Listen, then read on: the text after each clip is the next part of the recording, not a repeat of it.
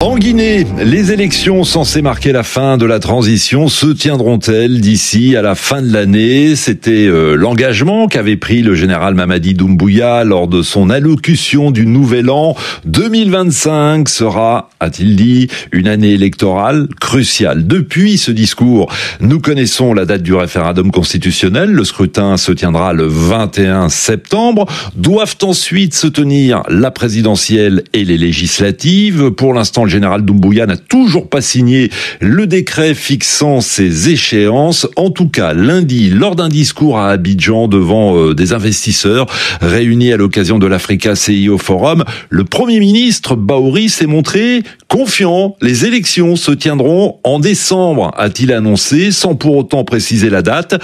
Ce calendrier est-il réaliste? La Guinée peut-elle vraiment organiser 3 scrutins, le référendum, la présidentielle et les législatives dans les 6 prochains mois? Nous lançons le débat 33 9 693 693 70. Vos commentaires également sur les réseaux sociaux, j'en lirai quelques-uns évidemment.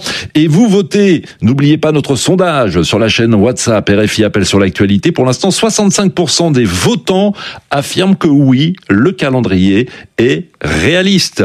Oui, il y aura donc des élections en décembre dans votre pays. Vous qui votez, auditeurs et auditrices de Guinée. On passe au standard. On commence avec vous, Emmanuel. Bonjour.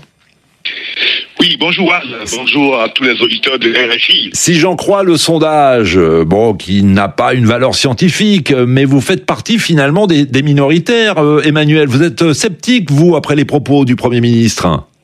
Oui, malheureusement, je ne suis pas de ceux qui pensent que les élections vont se tenir en décembre.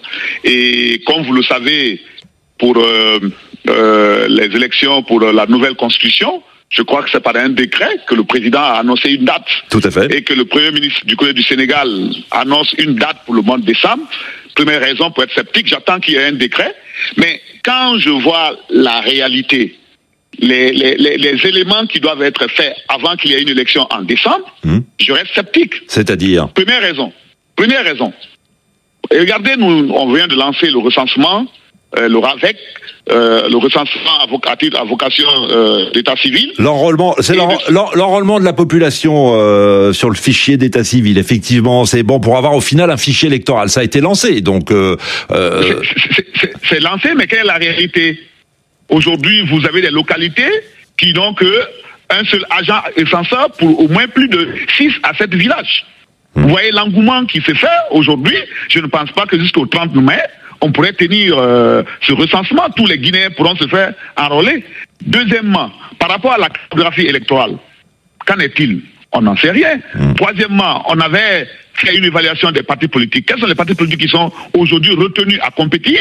On n'a pas de façon exhaustive cette liste. Ce qu'on sait, Emmanuel, excusez-moi Emmanuel, ce qu'on sait de façon très sûre, c'est que 28 partis sont pour l'instant suspendus pour ne pas avoir rempli leurs obligations. Alors effectivement, ça pose question. Est-ce que ces partis, et pas les moindres, il y a quand même le RPG de l'ancien président Alpha Condé, il y a l'UFR de Sidia Touré, enfin voilà, ce sont des partis qui comptent dans la vie politique guinéenne. Seront-ils présents? Pourront-ils participer aux législatives et à la présidentielle? Ce sont des vraies questions que vous posez, Emmanuel. D'où votre sentiment ce matin assez pessimiste, alors, quant au respect du calendrier. Oui, très pessimiste. Et l'institution en charge de l'organisation de l'élection, est-ce que c'est une CENI? Est-ce que c'est une institution libre? On avait fait un débat autour de ça. Jusqu'à présent, on ne sait pas. Ouais. Donc ce sont des éléments qui, pour le moment, confirment ma position que les élections ne pourront pas être tenues au mois de décembre. Ouais, c'est vrai qu'il y a toujours cette question en suspens. Qui pourra organiser le référendum et les élections? Est-ce que ce sera comme d'habitude une commission électorale ou, comme le souhaitent les autorités, le ministère de l'administration du territoire? Merci Emmanuel en tout cas d'avoir lancé le débat. Bonne journée à Conakry. Joseph, bonjour. Et bonjour Monsieur Wan. Et vous aussi vous êtes sceptique, visiblement. Oui, moi je suis sceptique. Je pense plutôt que le Premier ministre a fait une communication politique de séduction, malheureusement. Et ce qu'il faut déplorer, c'est que notre pays, la Guinée, rattrape toujours ses cadres et pas dans le bon sens.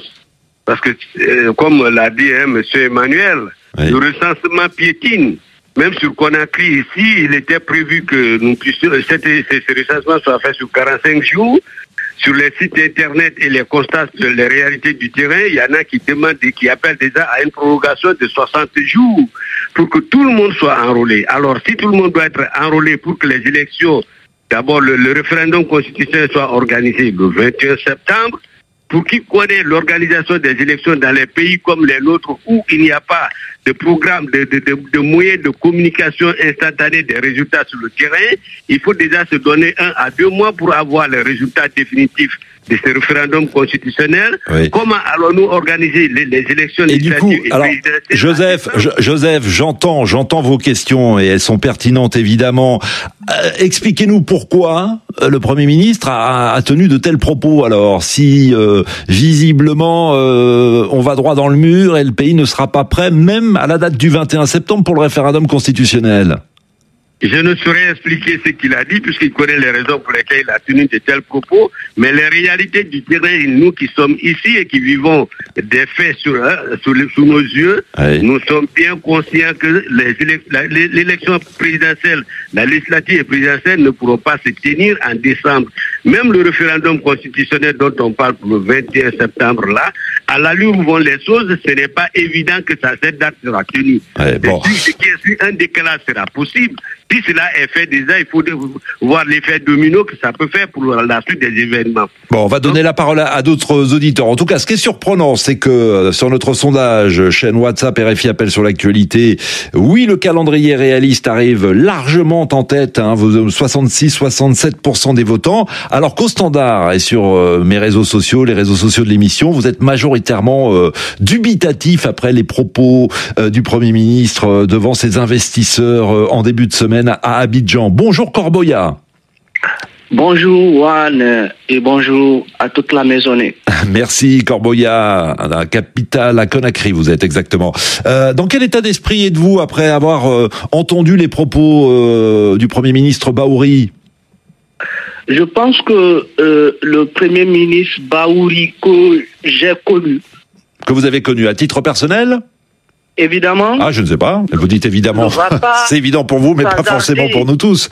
Et ne va pas s'hasarder à tenir de tels propos sans avoir les tenants et aboutissants de l'organisation de ces élections.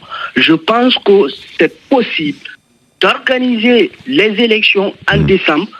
C'est possible même en novembre. Vous comprenez? Même en novembre. Vous savez, mais alors attendez, Corboya, vous dites que si Bahouri a tenu de tels propos, c'est qu'il a l'assurance que les élections se tiendront. Je vous lis le commentaire de Timbo sur WhatsApp. Il se dit, lui, pessimiste par rapport à cette annonce, car, dit-il, c'est le même Premier ministre qui nous avait promis l'année dernière que le référendum constitutionnel se tiendrait la même année. Écoutez, moi, je ne vais pas... ces propos n'engagent que sa personne. Mais ce qui est sûr, M. Ouane, en connaissance de cause, je vous dis une chose. Même en novembre, c'est possible d'organiser ces élections. Par contre, là où je vais attirer l'attention de l'État, en particulier le président Mamadi Doumbouya, il s'agit d'organiser rapidement ces élections pour qu'on puisse passer à autre chose. Parce que nous jouons à la montre à l'instant T. Et il y a l'engouement. Les citoyens sont dans l'esprit de ces élections. Il faudrait qu'on fasse comme le Gabon. Parce que c'est important. Le Gabon, nous, on a commencé la transition avant le Gabon. Ah oui, le Gabon, la transition au Gabon a duré 2 ans, pour dire schématiquement les choses. Vous en êtes quasiment à votre 4e année de transition en Guinée. Évidemment. Et c'est là où moi, je me focalise, j'insiste et je persiste. Monsieur le Président de la République, Monsieur les conseillers, si vous m'écoutez, veuillez vraiment transmettre ce message important au président de la République. Passons aux choses sérieuses en organisant ces élections parce que c'est possible. Oui, alors, avant d'organiser les élections, comme nous dit Mamadou sur WhatsApp, il nous dit le problème c'est que les principaux médias privés sont fermés, les principaux acteurs de la société civile sont portés disparus, les principaux leaders politiques sont en exil et d'autres en prison. Et Mamadou continue la liste. réaliste. Les principaux partis politiques sont menacés de fermeture. Et c'est vrai, je le disais tout à l'heure, à l'heure actuelle, 27 partis ont été dissous, 28 sont suspendus, certes pour une période de 3 mois, mais quand même, voilà, est-ce que le climat politique est propice à organiser ces élections? Corboya, je vous coupe la parole, je suis désolé, mais c'est la règle du jeu, il faut que le plus grand nombre d'auditeurs s'exprime. Bonjour Théophile. Allô Théophile, êtes-vous là? À Conakry. Alors on a perdu Théophile. Peut-on avoir peut-être Sana? Sana, oui, bonjour. Oui, bonjour Juan, et bonjour à vos millions d'auditeurs à travers le monde. Et vous faites partie de ces nombreux auditeurs qui nous prouvent votre confiance et l'intérêt que vous portez à RFI. Sana, alors vous optez plutôt pour des élections en décembre, ou au contraire, vous avez l'impression que ce calendrier est irréaliste? Oui, bon, ce calendrier est irréaliste. Si on se base sur les faits, je marche un peu sur les pas du premier auditeur qui l'a aussi évoqué. Et lorsqu'on dit que les élections vont se tenir en décembre, je trouve que ce n'est pas possible, dans la mesure où le recensement qui est prévu à 45 jours, c'est quand vous voyez les réalités sur le terrain, ça vous laisse dire que le référendum, certes, est possible, oui, mais les élections législatives et présidentielles, ce sont des dates irréalistes. Mais pourtant on nous dit que le recensement bat son plein à travers le pays. Oui, le recensement bat son plein à travers le pays, mais l'exception d'ailleurs, la particularité de ces recensements, le recensement de cette année commence 10 ans. De 10 ans jusqu'à maintenant, parce que il faut tenir compte de cela. Donc la population, et l'autre l'a dit, vous allez voir dans un village, c'est-à-dire dans une zone où il y a 10 quartiers ou 10 villages comme ça, là, un seul agent, un seul opérateur de saisie. Comment se fait-il qu'en 45 jours, oui, un seul agent recensé peut recenser toute cette population? C'est encore une question qui reste à poser. Alors, si on dit de bâcler ces recensements-là, c'est encore un autre problème. Et ce qu'il faut aussi mentionner, Juan, le référendum qui disent là le 21 septembre, certes, ça peut se tenir, mais lorsqu'il y a le référendum, il faut attendre aussi à des résultats. Mais on ne sait pas les résultats, parce que le référendum, c'est un processus électoral, évidemment, que le peuple est appelé à se prononcer sur un sujet donné. Alors, est-ce que le référendum, le oui ou bien le non?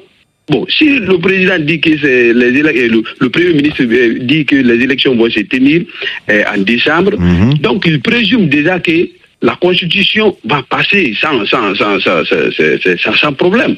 Alors, c'est des questions aussi que je me pose parfois. Alors, il serait mieux d'abord d'attendre le résultat du référendum constitutionnel avant d'annoncer la moindre date pour les autres échéances électorales, la présidentielle et les législatives. Sana, merci beaucoup. Bonne journée à Conakry. Un petit détour sur les réseaux sociaux avant de repasser au standard. Keita nous dit l'annonce des élections pour décembre confirme l'engagement du général Doumbouya à respecter la parole donnée et à remettre le pays sur les rails de l'ordre constitutionnel. L'Amabank nous écrit de Montréal. Il pense que la junte et tous les membres du gouvernement ont prouvé leur force à tenir de fausses promesses. Et ce discours du Premier ministre en début de semaine en est l'illustration parfaite, car il est impossible, dit-il, de tenir les élections cette année, alors que le recensement n'a toujours pas débuté dans plusieurs endroits, nous dit cet auditeur qui nous suit donc au Canada. Madi Binet, bonjour.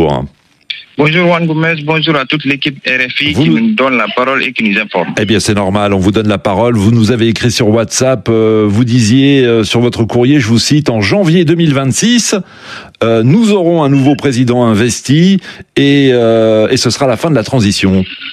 Pourquoi en êtes-vous convaincu ?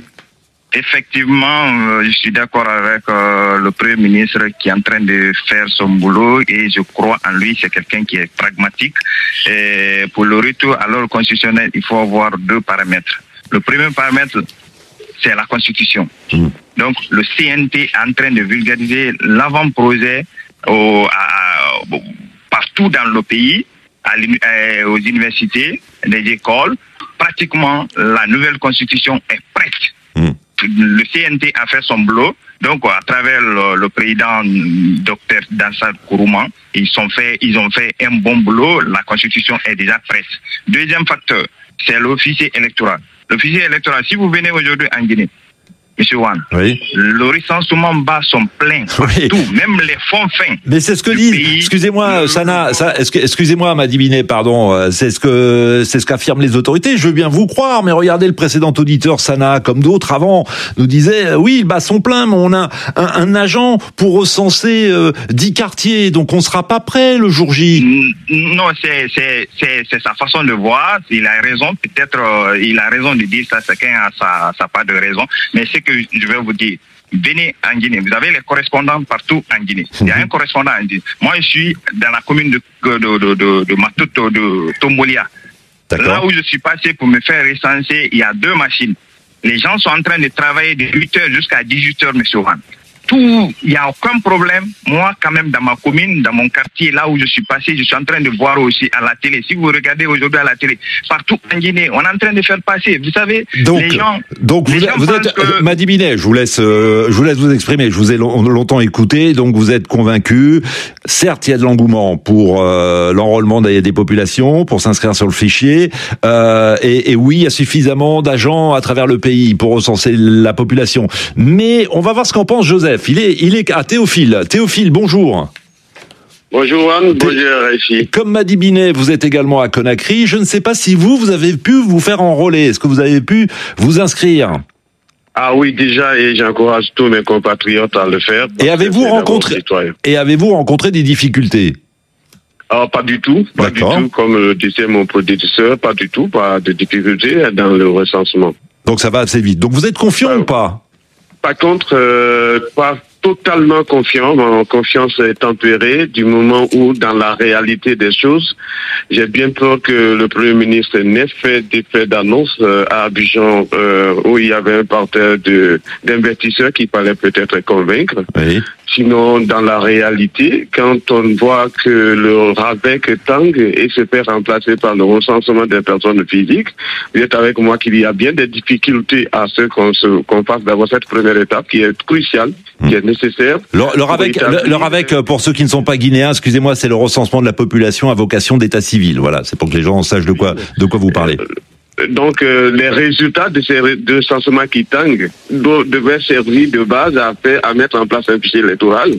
Ce qui fait que je suis un peu pessimiste, c'est que tout cela, par rapport au temps imparti jusqu'en décembre, puisse prendre fin. Et pourtant, nous souhaitons vraiment qu'il y ait des élections.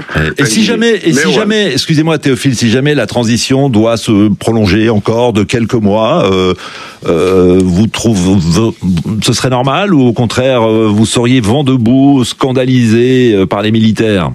Je serais scandalisé si on bâcle des élections parce que on économiserait des vies et la paix sociale à prolonger un tout petit peu les élections de quelques mois que d'aller à des élections dont la suite va produire des violences que vous avez l'habitude de voir dans notre pays parce que quelqu'un a été triché, quelqu'un n'est pas d'accord avec le résultat. Tout ça, ça part d'abord des B à bas, des préalables qu'on doit remplir. Et pour ceux qui connaissent la Guinée, on sait pertinemment que voilà, chaque élection depuis l'instauration du multipartisme a été contestée. Madi Binet, je vous redonne la parole. Un mot de la fin. Le mot de la fin, peut-être, c'est d'inviter tous les Guinéens et les Guinéennes d'aller se faire recenser parce que c'est le plus important pour la République de Guinée. Et en 2000, pour se donner le rendez-vous de janvier, comme je disais tout de suite là, janvier 2026 sera l'investiture de tout nouveau président de la République de Guinée dans la paix et dans la quiétude sociale. Rendez-vous en 2026, comme dirait l'autre. Merci infiniment, merci à tous, c'était passionnant. On aura évidemment très prochainement l'occasion de reparler de la Guinée. Demain, nous parlerons de la fin du multipartisme au Mali, où les militaires au pouvoir ont dissous l'ensemble des 300 partis politiques. On est dans une véritable dictature. Voilà la réaction ce matin sur notre antenne de l'ancien ministre malien de la Justice, Mamadou Ismaïla Konaté. On en parle demain matin tous ensemble.